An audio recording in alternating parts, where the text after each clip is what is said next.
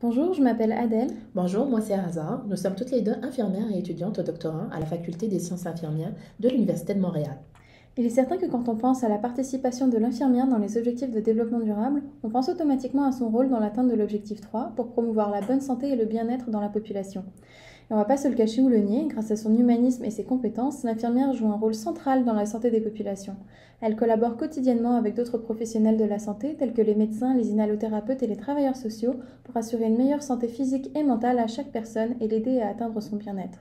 Ceci dit, différents enjeux actuels comme l'inaccessibilité aux soins, la stigmatisation et le racisme systémique envers certaines populations nous rappellent que les infirmières contribuent également de manière remarquable à l'objectif 10, à savoir réduire les inégalités dans les pays et d'un pays à l'autre.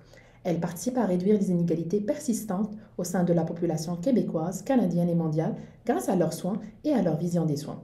L'infirmière soigne, mais elle a également un rôle social plus large qu'elle n'hésite pas à endosser.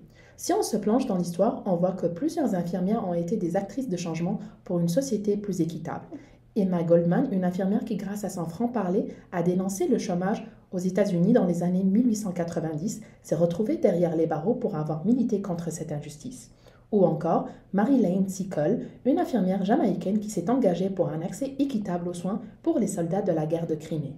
L'égalité et l'équité sont des valeurs au cœur de la discipline infirmière.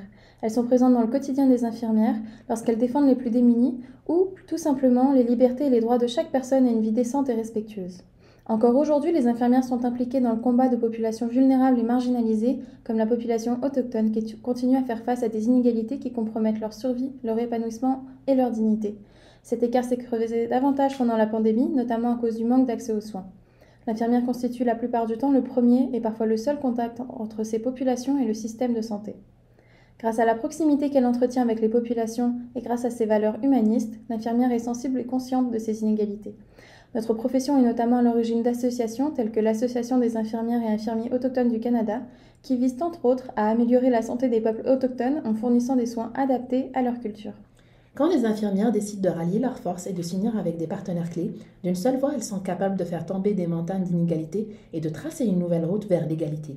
Par exemple, les infirmières ont été parmi les premières partisanes du principe de Jordan et continuent à défendre ce principe avec d'autres professionnels pour que les enfants des Premières Nations au Canada aient la possibilité d'accéder aux ressources et aux services dont ils ont besoin sans aucune discrimination. Ainsi, à travers l'objectif 10, l'infirmière est capable de briser des barrières pour construire un monde meilleur, égalitaire et durable pour les générations présentes et futures.